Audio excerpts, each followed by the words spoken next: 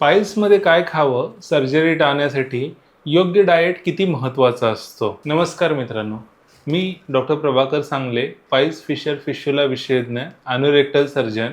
आज आपण बोलणार आहोत. बरेच लोक मला येऊन प्रश्न विचारतात, डॉक्टर फक्त डाएट मुळे पाईल्स बरा होऊ शकतो का?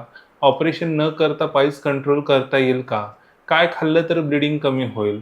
काय खाल्लं तर मोशन मऊ होऊ शकतं? आणि कोणते पदार्थ पाईल्स आणखी वाढवू शकतात? माझ्या ओपीडीमध्ये हे प्रश्न जवळपास प्रत्येक रुग्ण विचारत असतो. आज सोशल मीडियावर अनेक लोक सांगतात, हे फळ खा, पाईल्स गायब होईल. ही पावडर घ्या, ऑपरेशनची गरज नाही. पण खरंच डाएट इतका प्रभावी असतो का? आज मी तुम्हाला एक एनोरेक्टल सर्जन म्हणून सांगणार आहे.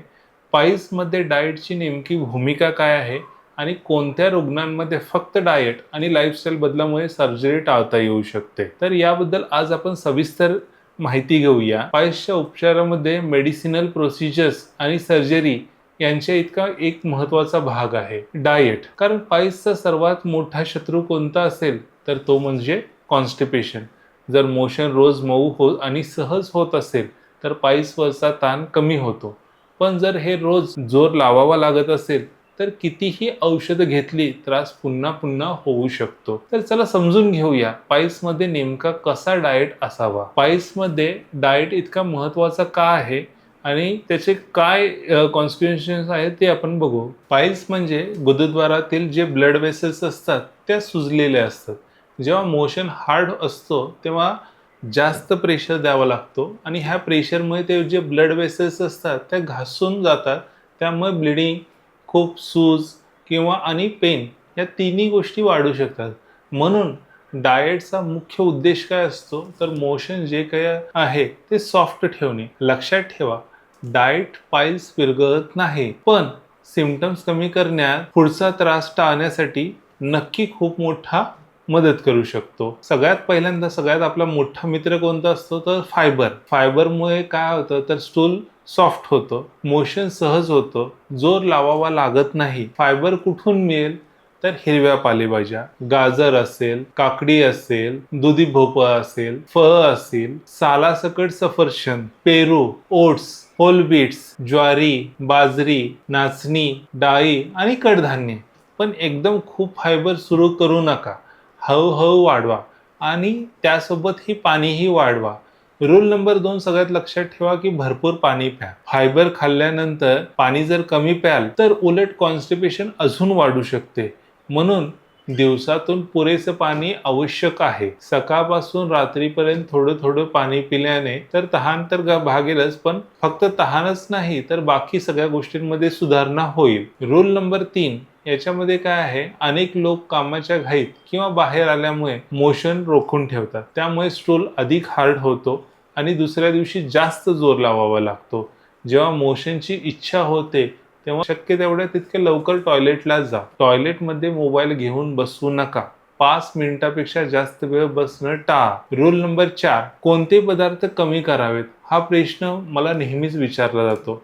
डॉक्टर, तिखट खाल्ल्यामुळे पाईल्स होतात का? पण प्रत्यक्षात तिखट अन्न हे पाईल्सचं थेट कारण नाही, पण काही लोकांमध्ये ते बर्निंग किंवा डिस्कम्फर्ट वाढू शकतं. त्यामुळे जर एखाद्या पदार्थ खाल्ल्यानंतर वारंवार त्रास वाढत असेल तर तो कमी करणं योग्य.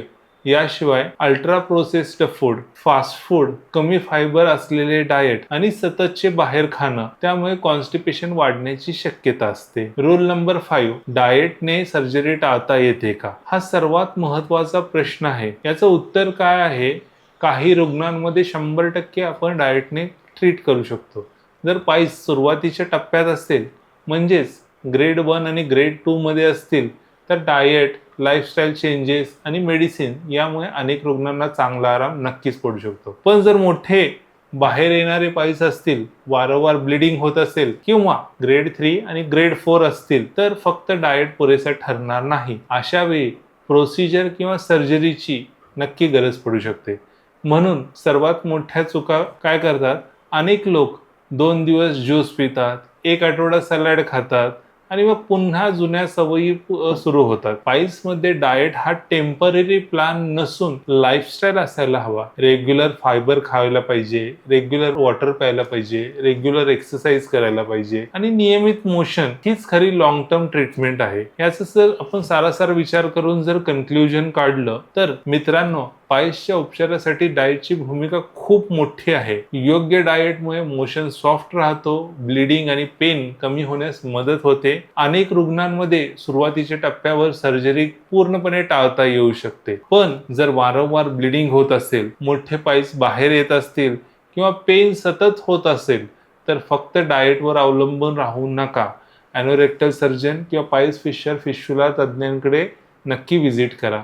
लक्षात ठेवा, पाईल्समध्ये योग्य डाएट हा ट्रीटमेंटचा पायाभूत गरज आहे, पण योग्य डायग्नोसिस त्याहून महत्त्वाचा आहे. मित्रांनो, जर हा व्हिडिओ तुम्हाला जर आवडला असेल तर लाईक करा, सबस्क्राईब करा, शेअर करा आणि जर तुम्हाला जर काही शंका असतील तर कमेंट्समध्ये मला नक्की विचारा. मी पुन्हा भेटेन अशाच एक महत्त्वाच्या आरोग्य विषयासह. धन्यवाद.